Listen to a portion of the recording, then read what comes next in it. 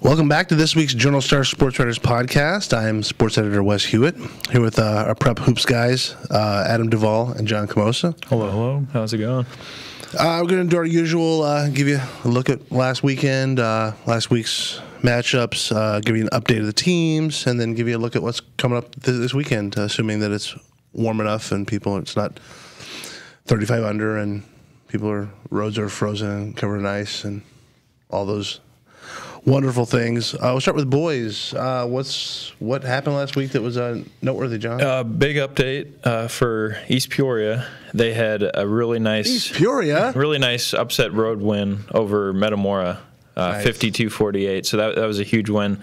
And then they followed that up with 2 straight wins on Saturday at the Redbird Roundball Classic to win it over there. Nice. So they had wins over Yorkville Christian and Georgetown Notre Dame.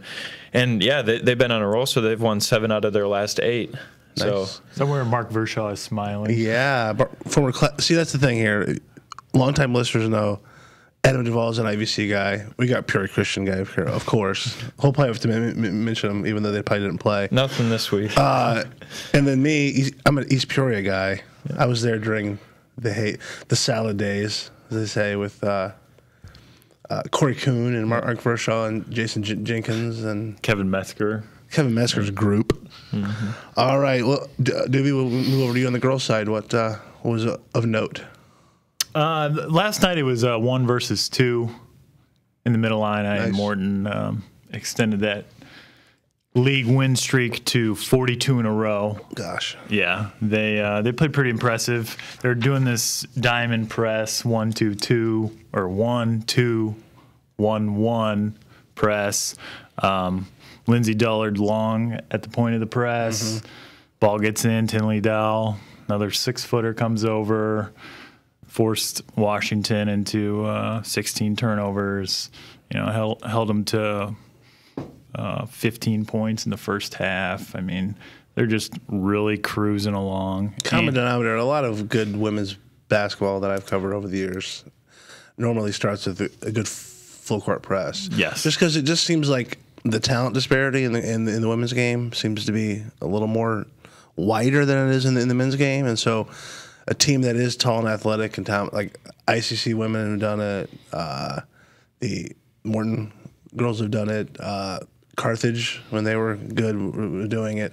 Basically, you can assert your dominance if you have two or three great players in the women's game, and just kind of just Jim Blaine turnovers. at Brimfield, he used to do it as well. Yeah. So and then Rich Woods, number 1 and 3A reigning state champs. They got another nice win over Urbana last night in the Big 12. Cam Taylor, 24, Jada McLeod, 17.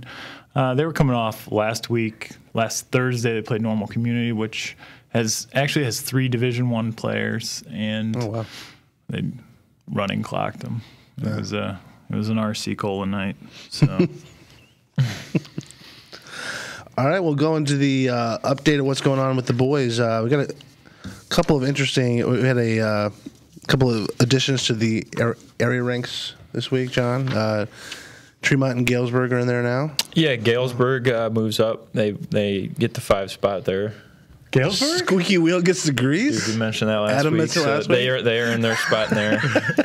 And then Tremont's back in at 5. Nice. They've been right there. Tremont's been in there all year, so just had a little bit of a drought, and then followed it right back up with some wins. They just beat Flanagan on Friday, so now they're setting up for the HOI quarterfinals tonight. So yeah, speaking of that, there's a HOI quarterfinal and then some Tri-County action too. So. Yeah, so tonight, obviously we saw a couple cancellations early, but these games are going to be played tonight. So we got in the HOI tournament. Looks like DMAC and Eureka for a quarterfinal. That's a good matchup. Yeah. They've played each other once. DMAC got that one, and then Tremont versus El Paso Gridley in the other quarter. So those are 2 really, really good matchups tonight if you want to check out some good basketball there. And then we got the Tri-County Conference quarterfinals. It looks like the top seed, Ottawa Marquette's going to play Depew. And a little note about Depew, they got the 8 seed, but they actually just beat Roanoke Benson not too long ago by 3, who's the 2 seed. So this could be an interesting matchup. Sure. You never know with Depew there, and that 2 seed Roanoke. They're going to play Henry tonight in the quarter. So two other good matchups there. Throw the seeds out the window. Seeds of course, with when the Tri-County's involved. Anybody's game. There was somewhere some shakeups in your ranks there. You jumped Weathersfield up to 1? Yeah, Weathersfield's up to 1 now. DMAC slipped to Gibson City. Melvin Sibley, obviously state ranked. They only lost by 4 or 5. So, tough game there on the road, but or that might have been a home game. Sorry. Weathersfield though, they've just been rolling. They just beat Anawan pretty handily and got 33 out of their sophomore. Colton Quagulo. So it just, Jeff Parsons. Jeff Parsons is doing a great job. They've been very consistent all year. So Elmwood too. You moved them up. They won the ICAC over the weekend, or was it last week? Yeah, last week they won the ICAC. So yeah, another team that's just been really, really consistent is Elmwood. So it's they got wins over North Fulton, Roval Williamsfield, Illini Bluffs, and then Delavan to win the ICAC, and then beat Knoxville 50-18. So they're on a little bit of a roll. So they're at the 3 spot in the power ranks. How many touchdowns did Charles McKinty have in that one? 2. He had 14 in the last. I think they run the wing T there, right? Yeah. Or running the point. Oh no, that's the wrong sport. Yeah. So. We'll shift over speaking of small schools, girls update out of the Prairie Land. Yeah. So last Thursday was Lewistown came to Brimfield. Right. For a meeting of what I thought was Prairie Land Conference Unbeatens. Well, they were Prairie Land Conference Unbeatens, but this year they've switched to 2 divisions, the Southern and the Northern Division. Okay. So they'll play crossover against the Southern teams, and the Southern teams are Illini West, West Prairie, Rushville Industry, Bushnell Prairie City, South Fulton, Havana, Lewistown. That's a great conference, man. Mm-hmm. Wow. The North is Abington, Avon, Knoxville, North Fulton, Farmington, Elmwood, Brimfield, and then Heights Quest. Okay. So that was technically Brimfield and Lewistown. That was a crossover game, and I didn't find that out until the next day, and I got it explained to me that they still will play all the opponents, but the they don't standings count necessarily toward the standings. Correct. Gotcha. And they don't have like an overall champ. They just have a North and a South. Okay. Which would kind of be cool for maybe a one-day multi-school shootout to determine. Right. Play like one versus 1 and 2 versus 2. And, exactly. Yeah. So, and then also on the small school side, Eureka, right, ranked number 1 in Class 2A, is on to the semis of the HOI McLean County Tournament. 6 p.m. tomorrow. Shirk Center. They'll play Colfax Ridgeview, who slipped by DMAC. The other semi is Fieldcrest and El Paso Gridley. And it just feels like that city's athletic just keeps on rolling. It's such a quiet number 1 team in the state. I mean, Eureka, now it's just they're just penciling themselves in as one of the best small school athletic programs, which you couldn't say. I mean, you said that 10 years ago, right? You'd have been laughed at. I mean, Eureka is struggling in a lot of sports, but the girls' programs have really come around, man. They had back-to-back losses to Washington and Bloomington Central Catholic mid-December. Both 3A teams. Eureka College hosted the Washington game, and then they went over to Bloomington Central Catholic, who last week was 4 in the 3A poll. And since then, they've just been rolling, and I can't foresee them having any trouble until maybe a sectional semis. Yeah, I mean they're once they that's the thing. I mean, this part of the state that necessarily won't play any of those teams in that western flank, the Illini West and stuff, until later in the. That's when those start to get tested. Right. But it just feels like a lot of the area heft is in 1A, and the 2A is kind of Eureka's kind of separated themselves. Absolutely. All right. You also talk a little bit about the Mid-Illini. It's kind of a mess over there. Yeah. Well, we mentioned Morton, who's of course the cream of the crop, but the rest of them. And then the next 3, Washington 6-3, Canton 5-3, Metamora 7-3. Okay. Washington lost to Dunlap, Morton twice. Metamora has 3 Mid-Illini losses: Morton, Canton, Washington. Canton has lost to Morton and Washington twice. So, I mean, it's, going to come down to, who can beat each other in the second half here. And I'll talk a little bit more about looking ahead. But those 3 teams just seem to, beat up on each other, and we'll see who's standing with that. It'll be the runner-up. Sure. I don't think anyone's going to touch Morton. All right. Well, that was give you an update here. Got a nice little weekend on the boys' side coming up. A couple cool shootouts on the. Yeah, after 2 straight weeks of just snow wiping out all the games, this is a nice little present to bring these games in. So, yeah, the first one Friday is going to be part 2 of Richwood's Notre Dame. Right. Richwood's hosts Notre Dame this time around, and Irish state ranked at number 6 right now. So Richwood's is coming into that game 13-5, 4-2 in the Big 12, while Notre Dame's 14-4 and 3-2. And Richwood's, clipped Notre Dame that first game, 48-46, which is an overtime game. So, yeah, I'll be at that one. That'll be a very intriguing matchup. It's always fun seeing those 2 teams play because they go back and forth. So it's kind of a toss-up game, Were you at the first game? I was at the first game. What was the difference in that game for Richwood's?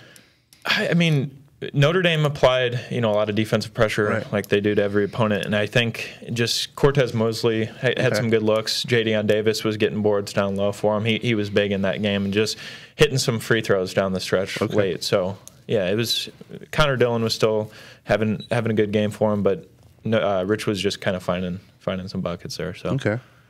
And there's also a couple shootouts too on the schedule. As I mentioned, East Peoria, it's perfect time coming into that. They're on a little streak right here, so they're going to be taking on Manual, which is Saturday, 7 o'clock or 6:30 game. Manual 7-7 coming into that. So yeah, that'll be a good game. I think we got Johnny Campos out there covering that one. Well, so Friday we have EP Limestone. EP Limestone Friday. So out, then right. so they'll have a Mid-Illini matchup and then play Manual. So yeah, then going back to Notre Dame after that Friday game on Saturday, they'll also travel over to Woodruff to play Quest. Oh wow, that's a pretty good matchup. So yeah, Dustin Brooks has beefed up his schedule this year for the Gators. They've played some bigger schools and traveled a lot. So I like that matchup. I think Quest is long and athletic, and they play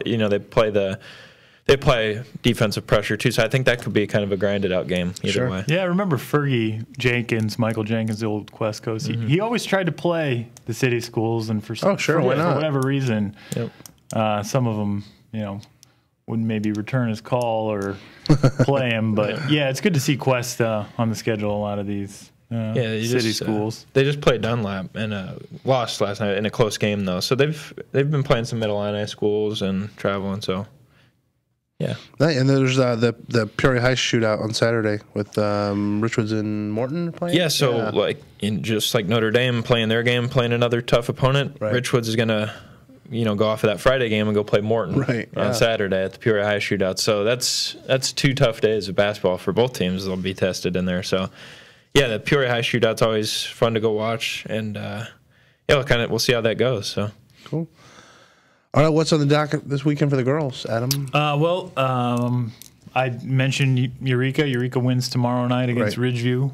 They'll play the winner of El Paso and Fieldcrest for the HOI McLean County tournament title. And Metamora at Morton on Saturday, 1 versus 2 in the Mid-Illini. Nice. Potters cruised. I mean, they cruised to a 68-39 victory on December 13th in Metamora. Yeah. So, you'd like to see somebody challenge them. Yeah, a little bit closer of a game. It was nice to see Ann Peters last night break out, scored 16. It's been a while since she had been in double figures. I think the key is getting Reagan Buell, get her hot early and get her some confidence. But Morton running that diamond press is going to be, going to be key for those guards. Also, some seeds coming up tomorrow afternoon. The 1A, 2A regional seeds will be released. Oh, cool! All right. And then Friday the pairings will be released, so you can start filling out your bracket Friday afternoon. Nice. And they kind of just come. I mean, the following Friday will then be the 3A, 4A, right? Correct. Girl, and then the following week will be the boys small, and so over the next month you'll start to see the pairings rolling out, and obviously the postseasons will begin as well. Yep. All right, this is a time toward the end of the podcast. I like to put our guys to the test, make them pick teams and figure out who's best. And in our discussions here, we kind of probably figured out that Morton is probably the best in the midline right now on both sides, boys and girls. Yeah. More so on the girls' side than the boys. But I want to put you to the test and give me the second best midline team behind Morton in the girls' side. Adam. Right now, who's playing the best? Washington. Washington. Yeah. Last night they had their seven game win streak snapped. Okay.